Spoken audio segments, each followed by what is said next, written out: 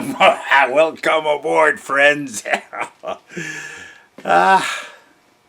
Yeah, today we're endeavoring into, well, I had one guy mention it. I said, someday I'm going to talk about that.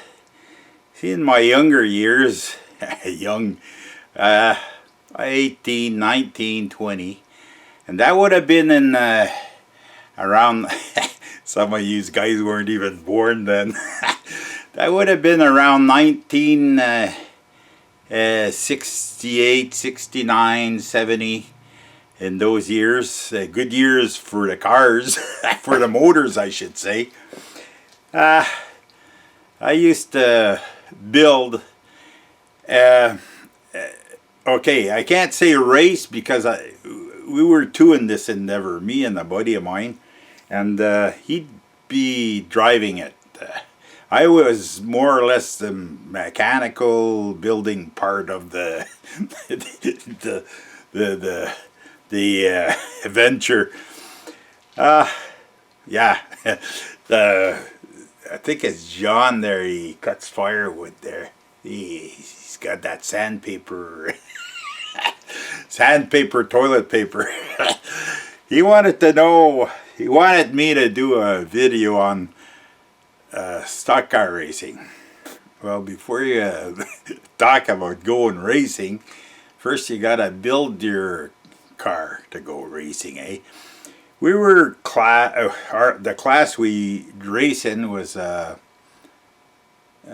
late model, they'd call that. There was different regulations. We were allowed, the minimum weight was 3,200 pounds. Yeah, it was pounds in those days, good old days. 3,200 pounds, and the cubic inch was 307 cubic inch. GM had the 307, but that wasn't the best one to take to the races. But that's for I don't know. Maybe I will endeavor into the motor today. But we're talk about building the stock car. Okay, so we always built that. I always had a garage with the houses that I bought, and we'd build that in my garage, and the stock car, and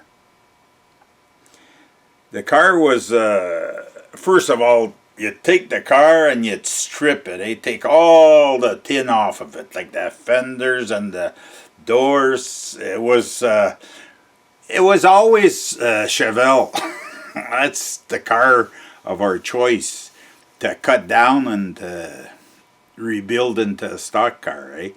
And we'd order a roll cage from Speedway. I forget, it's 50 years now. Speedway something. Anyways, and they'd sold like a complete roll cage, eh? So a big part of the winter was spent, like the car was all in pieces in the garage, and we brought it right down to the frame and then started off welding. Like you'd buy these roll cage for the different car that you'd be building on, and started welding. We'd weld the cage. We didn't have no MIG welder then. All we had was a stick welder. Well, as a matter of fact, it's the welder that I have at the camp. It's a buzzer. But hey, that's all we knew, 7018, and away you go. And we had, like, it was successful. You'd weld all the different cross pieces and stiffeners and gussets all over the place, you know. A lot of welding to set up. Like a roll cage started in the front and it ended up, the last parts were in the back.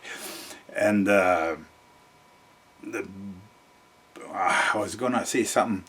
A roll cage, if the roll cage was well built, okay, it's just a little detail that we found out, and somebody had talked to us about this. As you could take, like, you could put a jack on the frame on, let's say, the right hand side, and you'd lift 1 inch, and then the left hand side, the frame there, would start to lift. You try that with a normal car. You'll have the car off the air on one side and the other side still on the ground.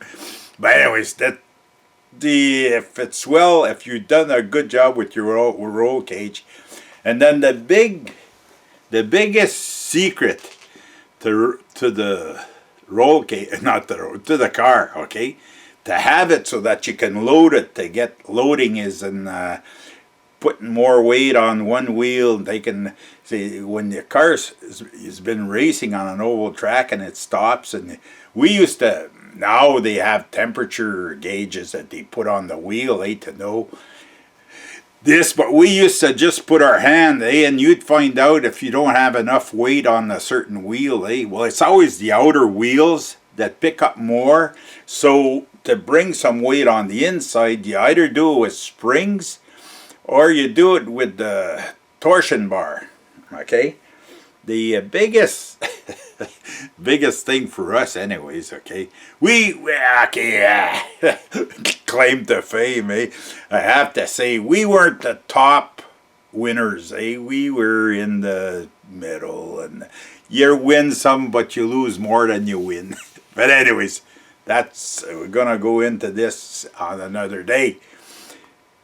To build a car, you get the biggest torsion bar you can, okay? You mount it not on little rubbers, you mount it solid. And then back at the struts, you had aircraft joints. And so when one wheel reacts, it reacts on the other side. And this was in the front and it was in the rear. So that's one of the, well, tires had a lot to do with it too, We used to get our tires. Everybody was racing Goodyears, And we were, I think we had got a sponsorship from, what was the name of that outfit? Anyways, and I'll talk about this on another, because anyway, I don't want to talk about this right now. Sometimes in building these cars, it wasn't always a success story. We're going to tell you a little story here. We wanted a close ratio, okay? And we wouldn't go out and buy everything, Like you'd go to the scrapyard and pick something. So we took a steering box off of a Corvette, okay? And we installed it, pitman arm and the whole 9 yards, We didn't take everything that was on the car in the yard. All we took was the steering box, Install that, and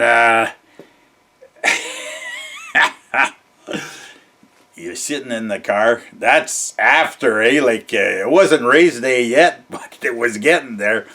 And you'd sit in the car and you'd turn right, and the wheels would turn left. You know why? Because they had a triangulated affair, and the steering box was stuck on one point, and one point was on the frame, and the third one was on the tie rod. So if you turn right, I don't know. Anyways, it wasn't direct to the tie rod, It was like a wishbone, not a wishbone, a triangulated affair. And when you turn,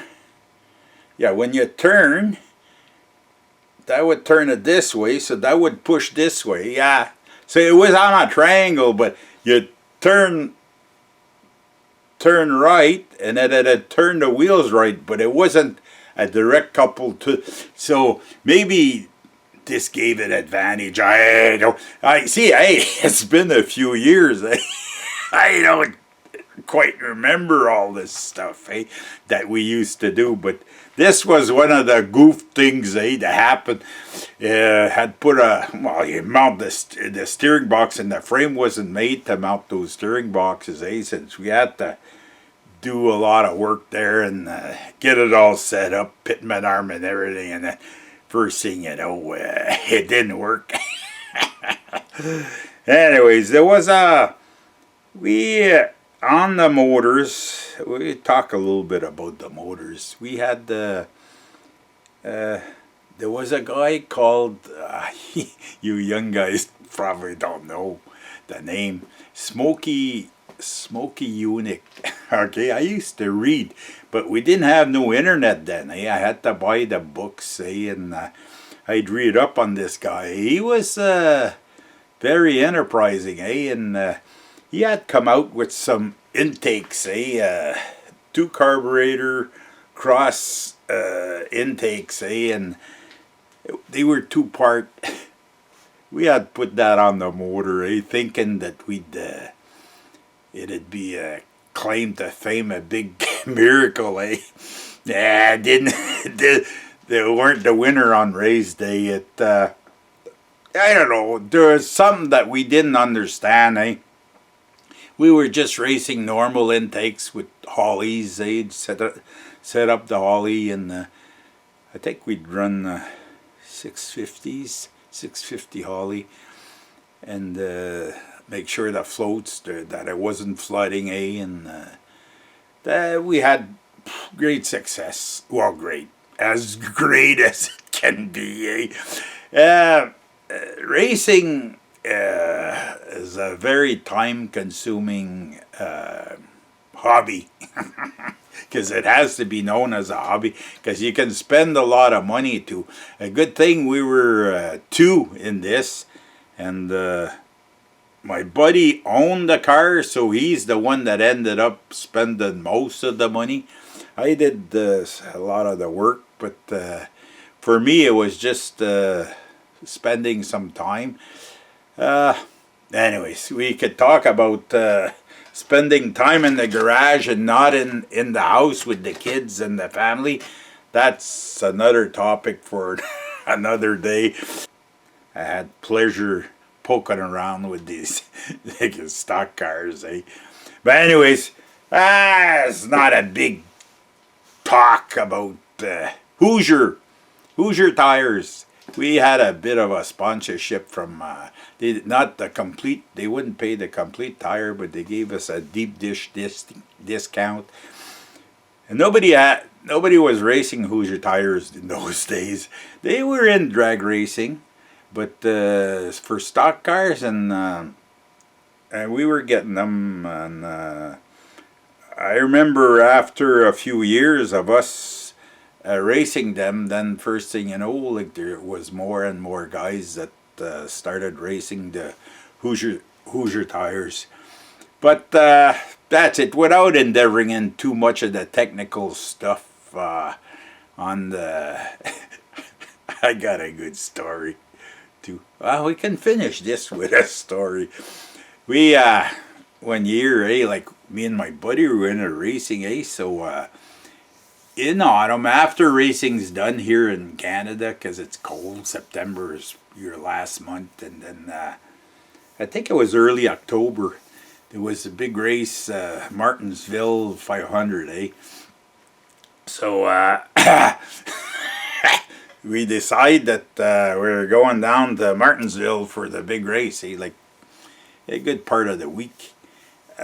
All the qualifications and the race on Sunday, So, but going down, it was, I think it was 65 then, 65 miles an hour, But it slayed, and we were going probably pushing 100. My buddy had a Lincoln, it was. And we're listening to the CB, And so we're listening to the truckers, And then all of a sudden, yee-haw, they flushed them out. Well, that was us.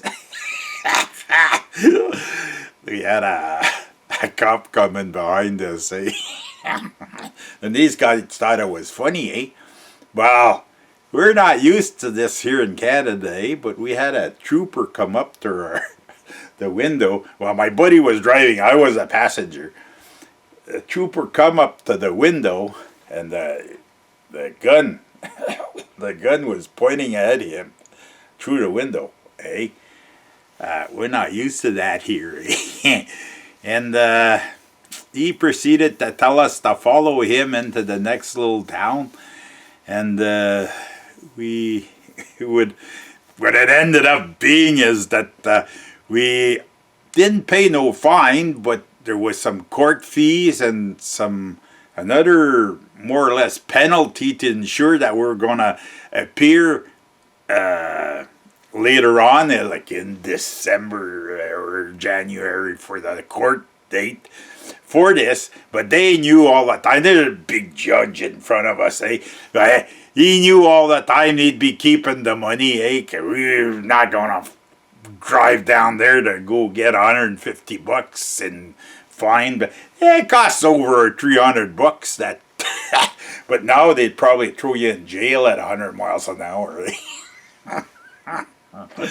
Hey, that's what it is, when you're young, live and learn. Okay, we're gonna go racing another time. I don't want to make too many of these there, but we built a car. Next time we're gonna take it racing. So okay, folks, don't forget, when you think about the better ones, well, all you gotta do is look back, and they weren't too good, So the ones up ahead have to be better ones, Okay, I salute. Hang on, comments are welcome. I try to give non-generic answers. I salute you all, and we'll see you in the next one. There's no way that you could come from my loins.